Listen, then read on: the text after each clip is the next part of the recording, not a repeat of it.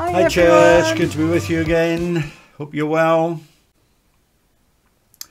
So welcome to the finale of our 5-part journey with Jacob.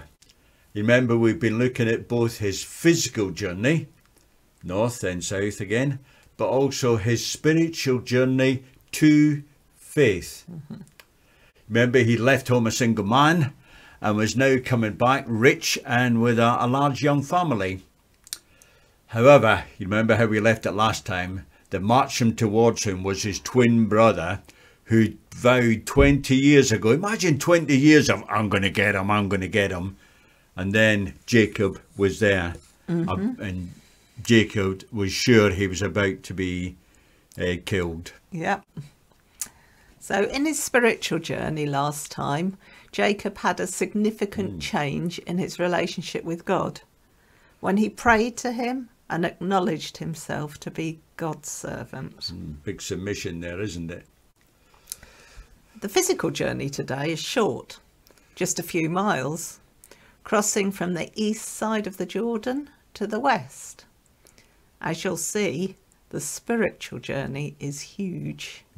I suppose you want to see one of my famous maps? I would love to see one. Oh, of your it is maps. so high tech, but Yeah. anyway, let's have a look at it. Okay, so here we have a bit more detailed map of Israel rather than the big scale map that we had last time. And Gilead, there on the east side of the River Jordan, is where we left it last time with Laban and Jacob making their truce. Our story comes a little bit further south to that, to Peniel, where there's a bit of a fight. And from there we then move from the east side of the River Jordan to Shechem, where Jacob and the family and the flocks all rested after their journey south. Okay, so you know the story. Jacob sends his flocks and family ahead with instructions of what they were to say when they meet Esau. It was night time. Jacob was alone, and then someone came and attacked him. And they fought all night. Now, I'm sure you'd have heard many sermons about that fight and Jacob's encounter with God. Can you count them? No. All right. At Peniel. So I'm not going to say anything about it, apart from reminding you of this one thing, how that God gave Jacob there a new name. He gave him the name Israel, because he was now a new person. And then daytime comes. Ooh, imagine the scene. Dawn, daytime comes. In the distance, they have seen the army of Esau with his 400 men. Jacob must have been quaking in his sandals. But yet, I can almost see them, Jacob walking along and Esau getting off his horse or his camel, and then the two of them walked together. And I suspect Jacob was probably thinking, right, I'm looking out for the dagger that he's going to kill me with. But yet, as they looked in each other's eyes, there was just kind of love, and there was no fisticuffs. And then they began to talk, and one brother says, I want to be kind to you for this and give you all this. And Esau says, oh, I don't want all those flocks. And then Esau said, well, I'll leave my men to guard and protect you. And Jacob says, no, I won't do this. I think it's one of those, if it was a Hollywood movie, it'll be nice little dee-dee-dee-dee kind of sound. Definitely. Anyway, what happened next? So Esau goes back home, fully reconciled with Jacob. Great relief to Jacob. There it was. After 500 miles journey south, Jacob said he wanted time for the children, family, and I suspect himself to recover. Not surprised.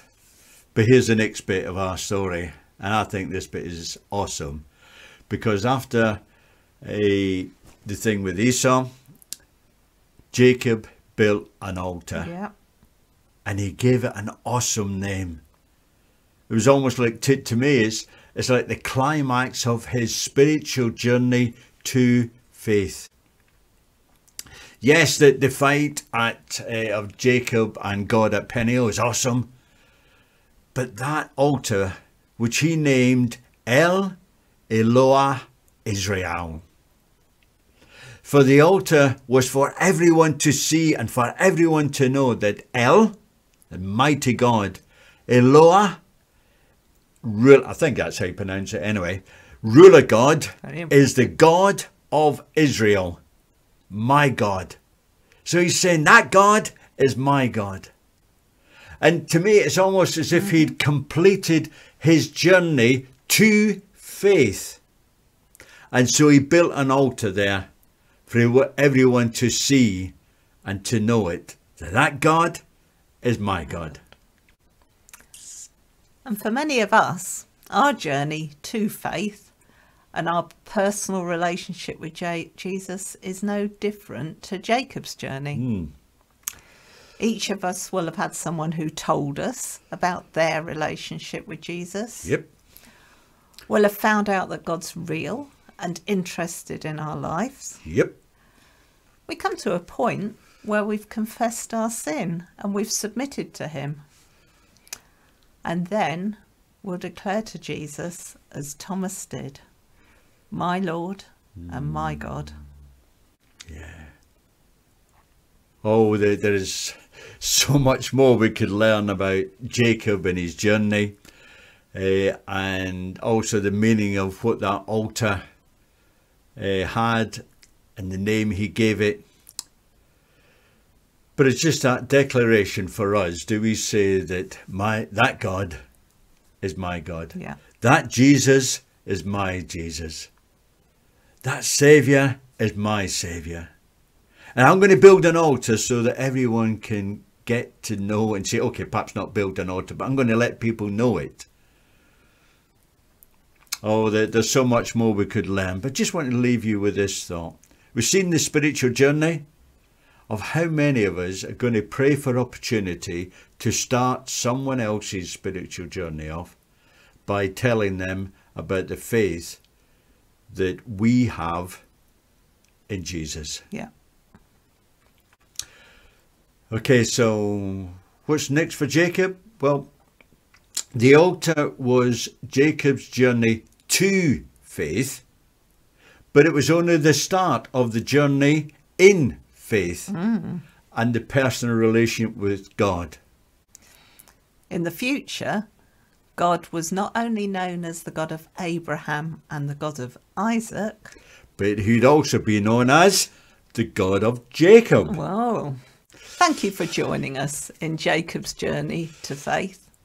Bye for now. Thank you. Bye.